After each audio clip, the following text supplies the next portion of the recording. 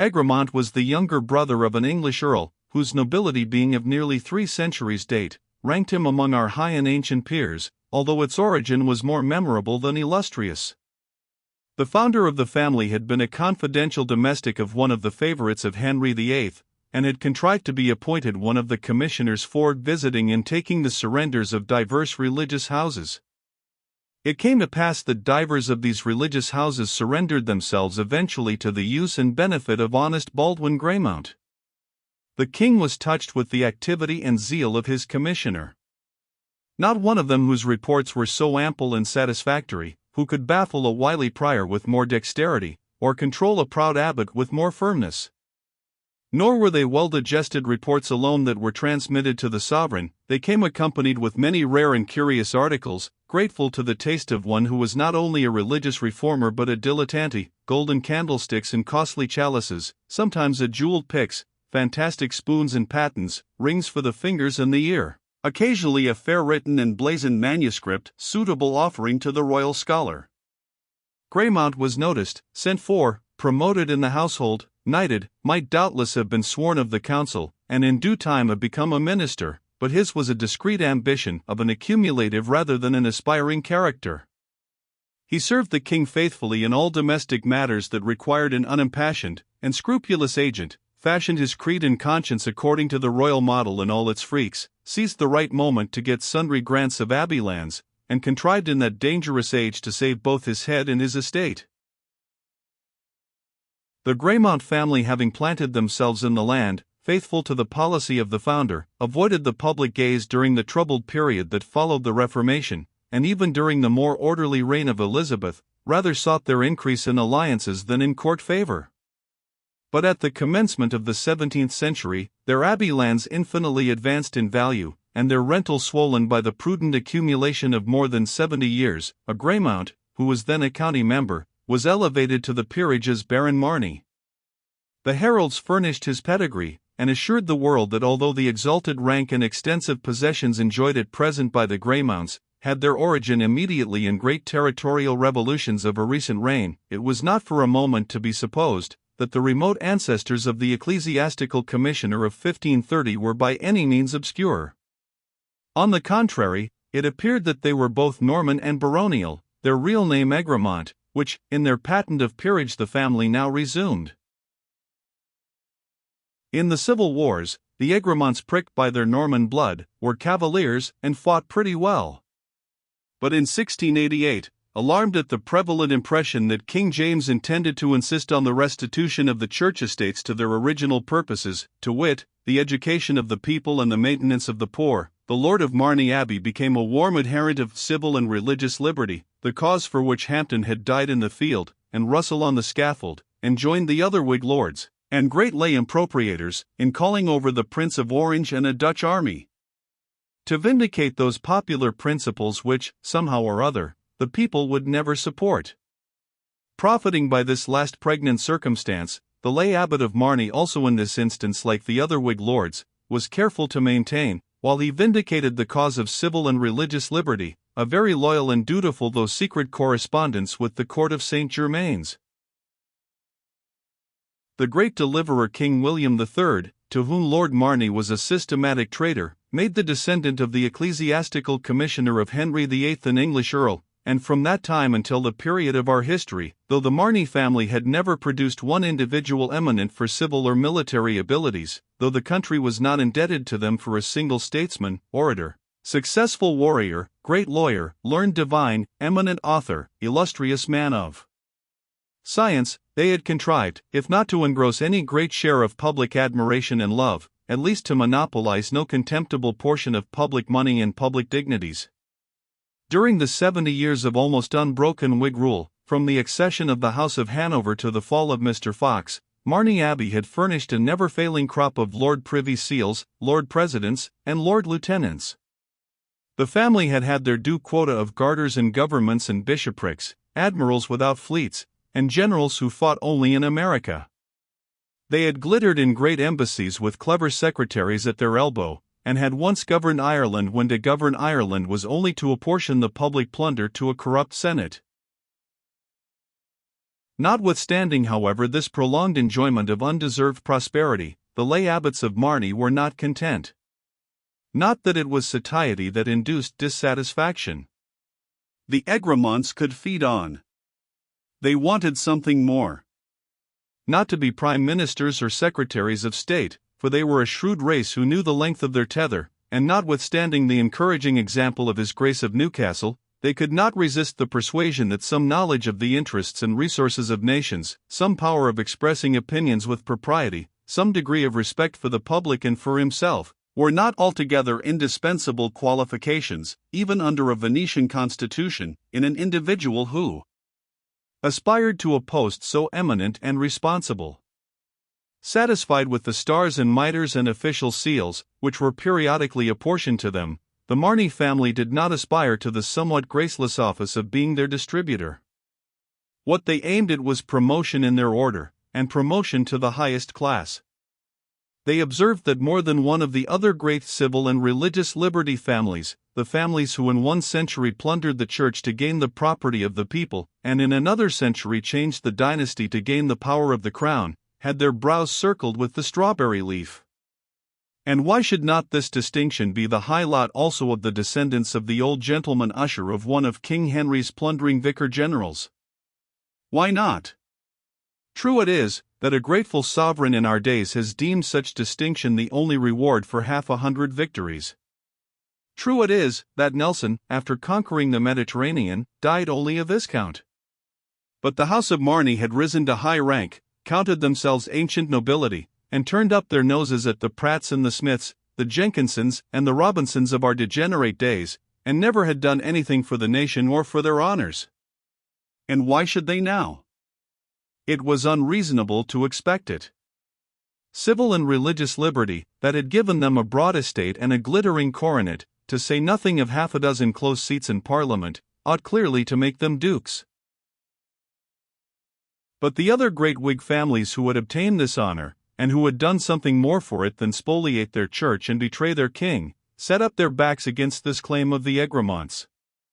The Egremonts had done none of the work of the last 100 years of political mystification, during which a people without power or education had been induced to believe themselves the freest and most enlightened nation in the world, and had submitted to lavish their blood and treasure, to see their industry crippled and their labor mortgaged, in order to maintain an oligarchy that had neither ancient memories to soften nor present services to justify their unprecedented usurpation. How had the Egremonts contributed to this prodigious result? Their family had furnished none of those artful orators whose bewildering phrase had fascinated the public intelligence, none of those toilsome patricians whose assiduity in affairs had convinced their unprivileged fellow subjects that government was a science, and administration an art, which demanded the devotion of a peculiar class in the state for their fulfillment and pursuit. The Egremonts had never said anything that was remembered, or done anything that could be recalled. It was decided by the great Revolution families that they should not be dukes. Infinite was the indignation of the lay abbot of Marney. He counted his boroughs, consulted his cousins, and muttered revenge. The opportunity soon offered for the gratification of his passion. The situation of the Venetian party in the wane of the 18th century had become extremely critical. A young king was making often fruitless, but always energetic, struggles to emancipate his national royalty from the trammels of the factious dogeship. More than 60 years of a government of singular corruption had alienated all hearts from the oligarchy, never indeed much affected by the great body of the people. It could no longer be concealed that by virtue of a plausible phrase power had been transferred from the crown to a parliament, the members of which were appointed by an extremely limited and exclusive class, who owned no responsibility to the country, who debated and voted in secret, and who were regularly paid by the small knot of great families that by this machinery had secured the permanent possession of the king's treasury. Whiggism was putrescent in the nostrils of the nation. We were probably on the eve of a bloodless yet important revolution, when Rockingham, a virtuous magnifico, alarmed and disgusted, resolved to revive something of the pristine purity and high-toned energy of the old Whig connection, appealed to his new generation from a degenerate age, arrayed under his banner the generous youth of the Whig families, and was fortunate to enlist in the service the supreme genius of Edmund Burke. Burke effected for the Whigs what Bolingbroke in a preceding age had done for the Tories. He restored the moral existence of the party. He taught them to recur to the ancient principles of their connection, and suffused those principles with all the delusive splendor of his imagination. He raised the tone of their public discourse, he breathed a high spirit into their public acts. It was in his power to do more for the Whigs than St. John could do for his party. The oligarchy, who had found it convenient to add in Bolingbroke for being the avowed minister of the English prince with whom they were always in secret communication, when opinion forced them to consent to his restitution, had tacked to the amnesty a clause as cowardly as it was unconstitutional, and declared his incompetence to sit in the Parliament of his country. Burke, on the contrary, fought the Whig fight with a two-edged weapon. He was a great writer, as an orator he was transcendent. In a dearth of that public talent for the possession of which the Whigs have generally been distinguished, Burke came forward and established them alike in the Parliament and the country. And what was his reward? No sooner had a young and dissolute noble, who with some of the aspirations of a Caesar oftener realized the conduct of a Catalan, appeared on the stage, and after some inglorious tergiversation adopted their colors, than they transferred to him the command which had been won by wisdom and genius, vindicated by unrivaled knowledge, and adorned by accomplished eloquence. When the hour arrived for the triumph which he had prepared, he was not even admitted into the cabinet, virtually presided over by his graceless pupil, and who, in the profuse suggestions of his teeming converse, had found the principles and the information which were among the chief claims to public confidence of Mr. Fox. Hard necessity made Mr. Burke submit to the yoke, but the humiliation could never be forgotten. Nemesis favors genius, the inevitable hour at length arrived. A voice like the apocalypse sounded over England and even echoed in all the courts of Europe.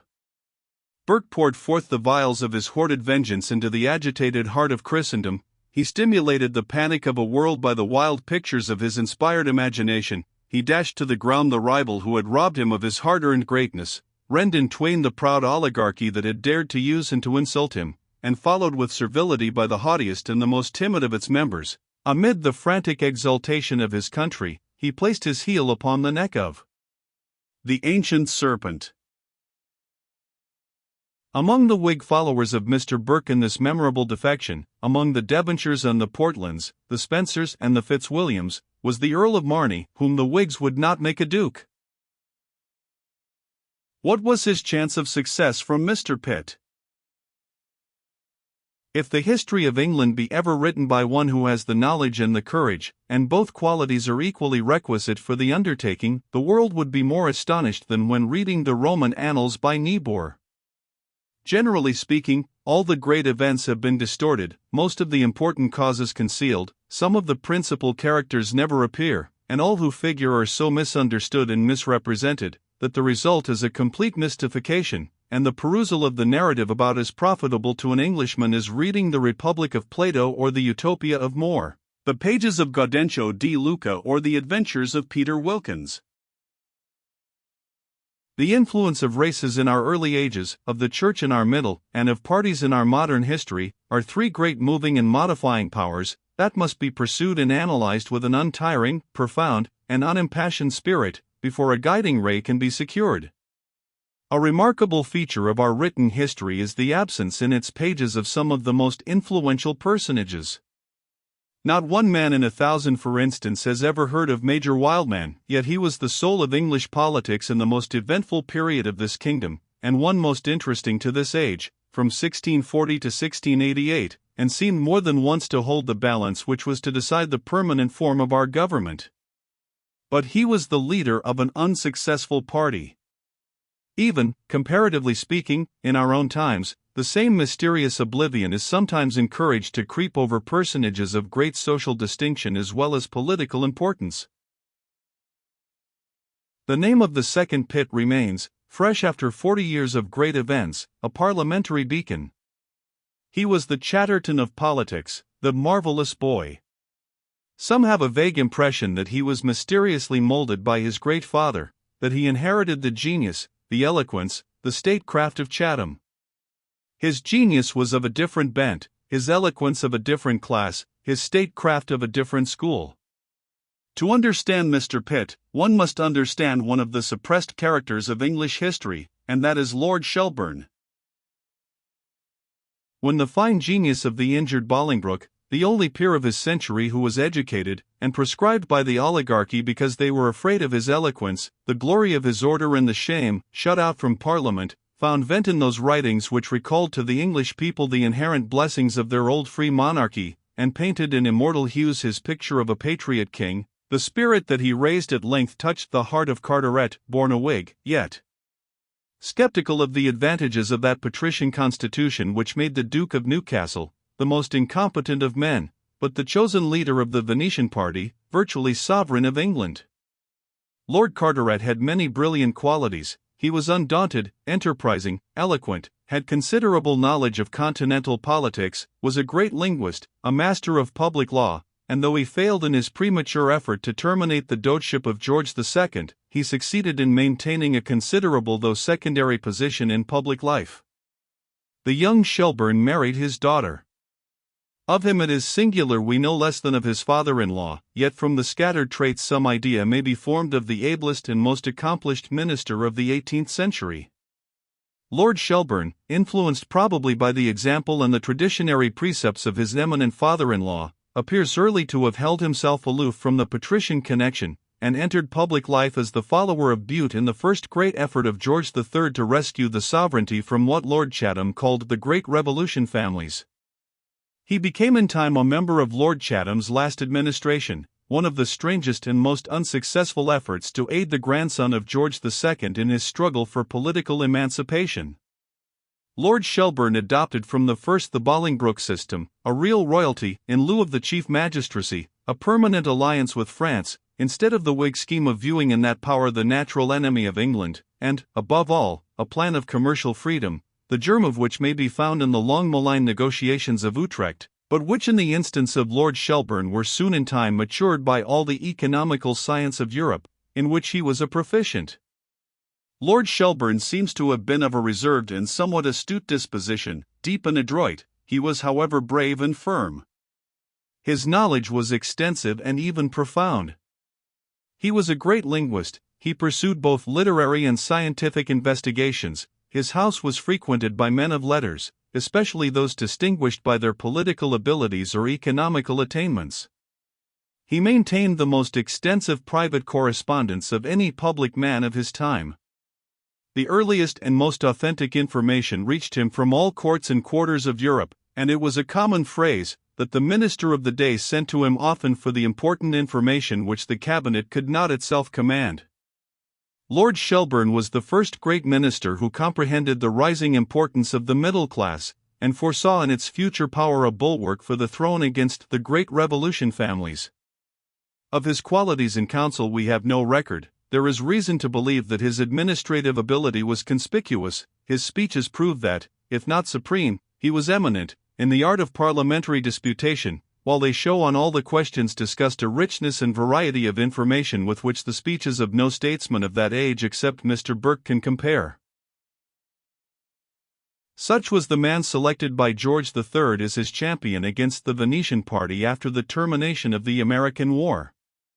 The prosecution of that war they had violently opposed, though it had originated in their own policy. First Minister in the House of Lords, Shelburne entrusted the lead in the House of Commons to his Chancellor of the Exchequer, the youthful Pitt. The administration was brief, but it was not inglorious. It obtained peace, and for the first time since the Revolution introduced into modern debate the legitimate principles on which commerce should be conducted. It fell before the famous coalition with which the Great Revolution families commenced their fiercest and their last contention for the patrician government of Royal England. In the heat of that great strife, the king in the second hazardous exercise of his prerogative entrusted the perilous command to Pitt. Why Lord Shelburne on that occasion was set aside, will perhaps always remain a mysterious passage of our political history, nor have we space on the present occasion to attempt to penetrate its motives. Perhaps the monarch, with a sense of the rising sympathies of his people, was prescient of the magic power of youth in touching the heart of a nation. Yet it would not be an unprofitable speculation if for a moment we paused to consider what might have been the consequences to our country if Mr. Pitt had been content for a season again to lead the Commons under Lord Shelburne, and have secured for England the unrivaled knowledge and dexterity of that statesman in the conduct of our affairs during the confounding fortunes of the French Revolution. Lord Shelburne was the only English minister competent to the task. He was the only public man who had the previous knowledge requisite to form accurate conclusions on such a conjuncture. His remaining speeches on the subject attest the amplitude of his knowledge and the accuracy of his views, and in the rout of Jena, or the agony of Austerlitz, one cannot refrain from picturing the shade of Shelburne haunting the cabinet of Pitt, as the ghost of Canning is said occasionally to linger about the Speaker's chair, and smile sarcastically on the conscientious mediocrities who pilfered his hard-earned honors. But during the happier years of Mr. Pitt, the influence of the mind of Shelburne may be traced throughout his policy. It was Lansdowne House that made Pitt acquainted with Dr. Price, a dissenting minister, whom Lord Shelburne, when at the head of affairs, courageously offered to make his private secretary, and who furnished Mr. Pitt, among many other important suggestions, with his original plan of the sinking fund.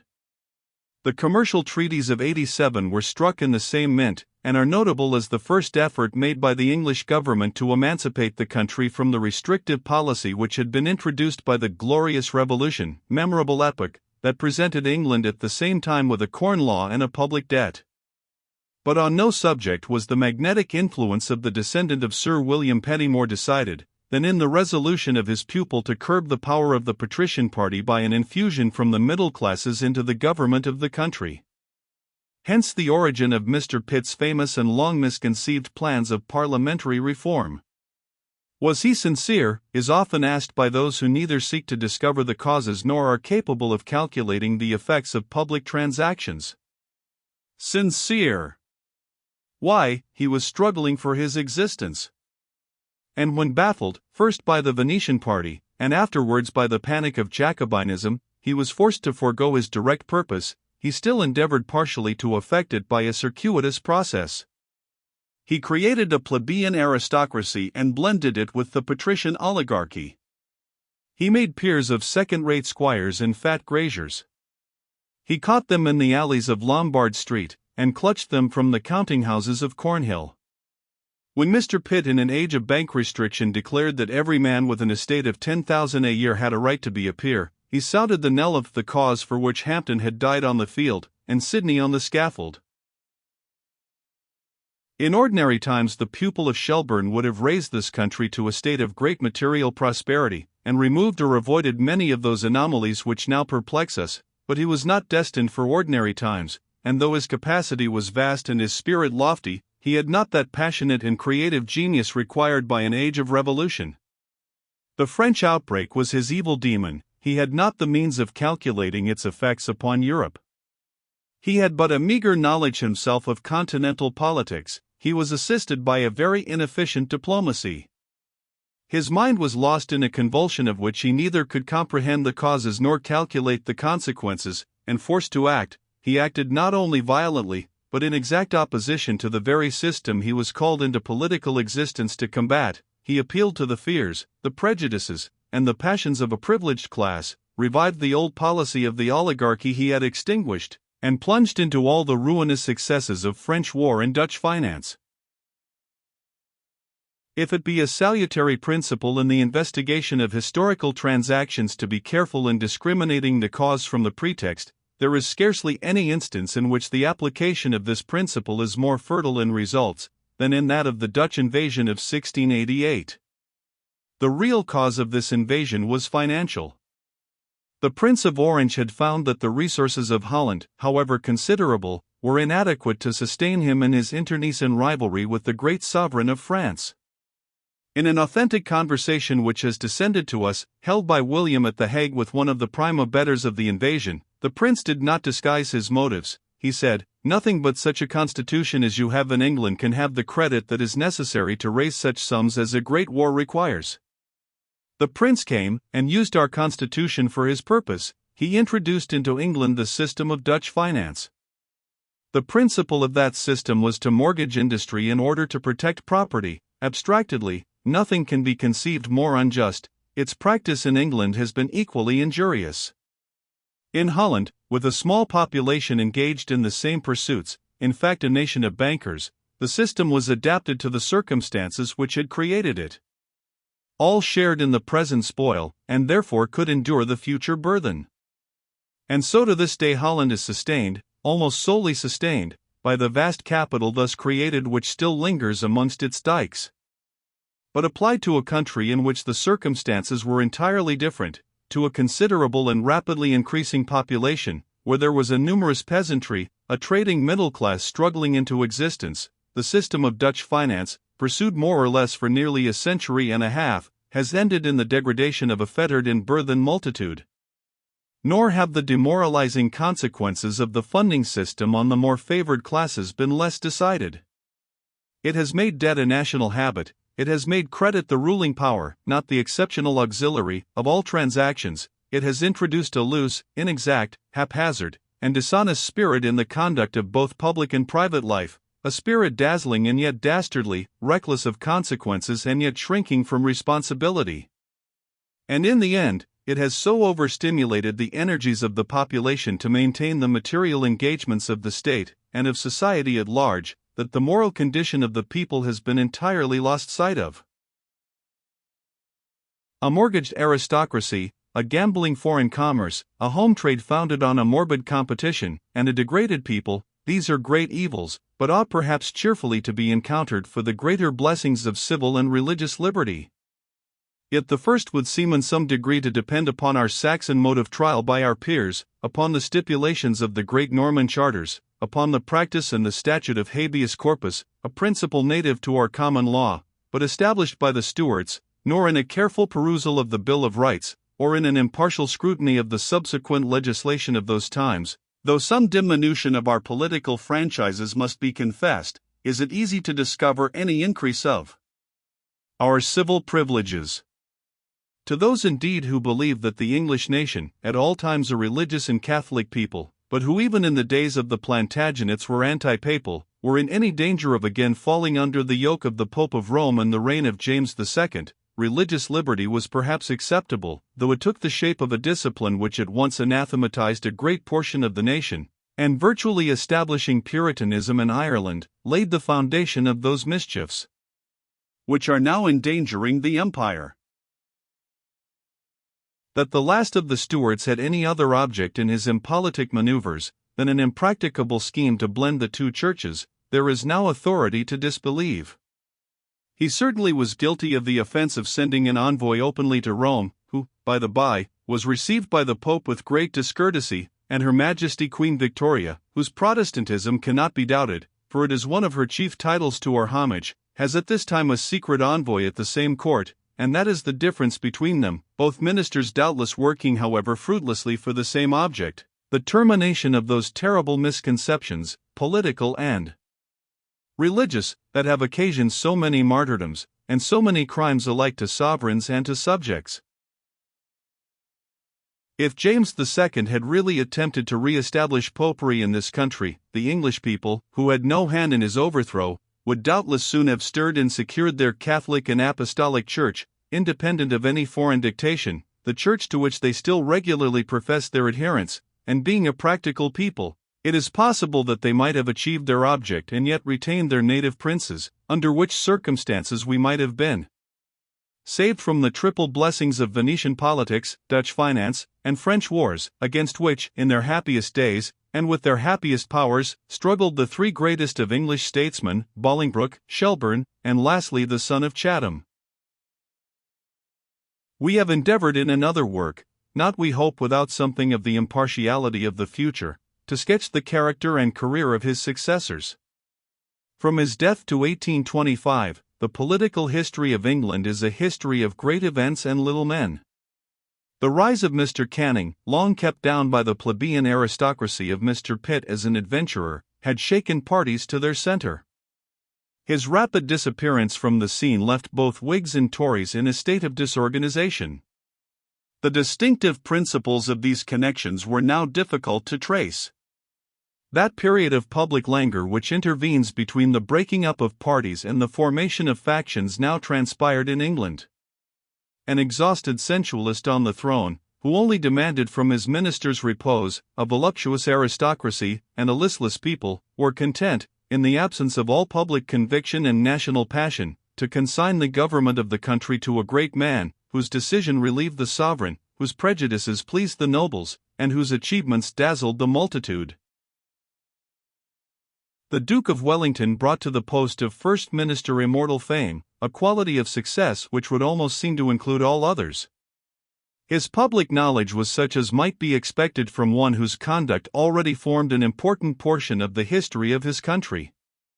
He had a personal and intimate acquaintance with the sovereigns and chief statesmen of Europe, a kind of information in which English ministers have generally been deficient, but without which the management of our external affairs must at the best be haphazard. He possessed administrative talents of the highest order. The tone of the age, the temper of the country, the great qualities and the high character of the minister, indicated a long and prosperous administration. The only individual in his cabinet who, from a combination of circumstances rather than from any intellectual supremacy over his colleagues, was competent to be his rival, was content to be his successor. In his most aspiring moments, Mr. Peel in all probability aimed at no higher reach, and with youth and the leadership of the House of Commons, one has no reason to be surprised at his moderation. The conviction that the Duke's government would only cease with the termination of his public career was so general, that the moment he was installed in office, the Whigs smiled on him, political conciliation became the slang of the day, and the fusion of parties the babble of clubs and the tattle of boudoirs. How comes it then that so great a man, in so great a position, should have so signally failed? Should have broken up his government, wrecked his party, and so completely annihilated his political position, that, even with his historical reputation to sustain him, he can since only reappear in the councils of his sovereign in a subordinate, not to say equivocal, character? With all those great qualities which will secure him a place in our history not perhaps inferior even to Marlborough, the Duke of Wellington has one deficiency which has been the stumbling block of his civil career. Bishop Burnet, in speculating on the extraordinary influence of Lord Shaftesbury, and accounting how a statesman, so inconsistent in his conduct and so false to his confederates, should have so powerfully controlled his country, observes, his strength lay in his knowledge of England. Now that is exactly the kind of knowledge which the Duke of Wellington never possessed. When the king, finding that in Lord Goderich he had a minister who, instead of deciding, asked his royal master for advice, sent for the Duke of Wellington to undertake the government, a change in the carriage of his grace was perceived by some who had the opportunity to form an opinion on such a subject. If one might venture to use such a word in reference to such a man, we might remark that the Duke had been somewhat daunted by the selection of Mr. Canning. It disappointed great hopes, it baffled great plans, and dispelled for a season the conviction that, it is believed, had been long maturing in his Grace's mind, that he was the man of the age, that his military career had been only a preparation for a civil course not less illustrious, and that it was reserved for him to control for the rest of his life undisputed the destinies of a country, which was indebted to him in no slight degree for its European preeminence. The death of Mr. Canning revived, the rout of Lord Goderich restored, these views. Napoleon, at St. Helena, speculating in conversation on the future career of his conqueror, asked, "What will Wellington do? After all he has done, he will not be content to be quiet. He will change the dynasty." Had the great exile been better acquainted with the real character of our Venetian constitution, he would have known that to govern England in 1820, it was not necessary to change its dynasty. But the emperor, though wrong in the main, was right by the by. It was clear that the energies that had twice entered Paris as a conqueror, and had made kings and mediatized princes at Vienna, would not be content to subside into ermined insignificance. The Duke commenced his political tactics early. The cabinet of Lord Liverpool, especially during its latter term, was the hotbed of many intrigues, but the obstacles were numerous, though the appointing fate, in which his Grace believed, removed them. The disappearance of Lord Castlereagh and Mr. Canning from the scene was alike unexpected. The Duke of Wellington was at length Prime Minister, and no individual ever occupied that post more conscious of its power, and more determined to exercise it. This is not the occasion on which we shall attempt to do justice to a theme so instructive as the administration of His grace.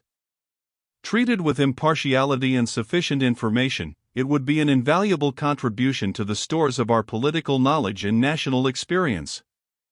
Throughout its brief but eccentric and tumultuous annals we see continual proof how important is that knowledge in which lay Lord Shaftesbury's strength. In 24 months we find an aristocracy estranged, without a people being conciliated, while on two several occasions, first, the prejudices, and then the pretensions of the middle class, were alike treated with contumely.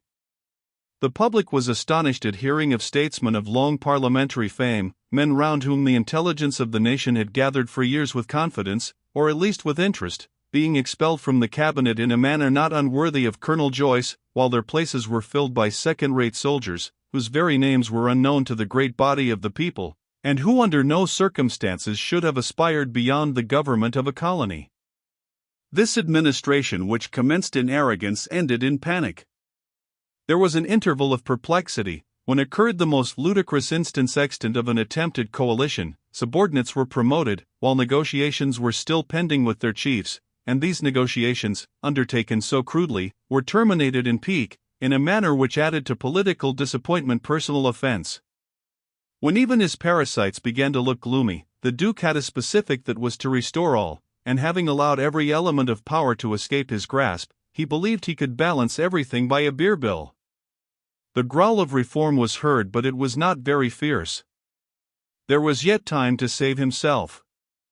His Grace precipitated a revolution which might have been delayed for half a century, and never need have occurred in so aggravated a form. He rather fled than retired.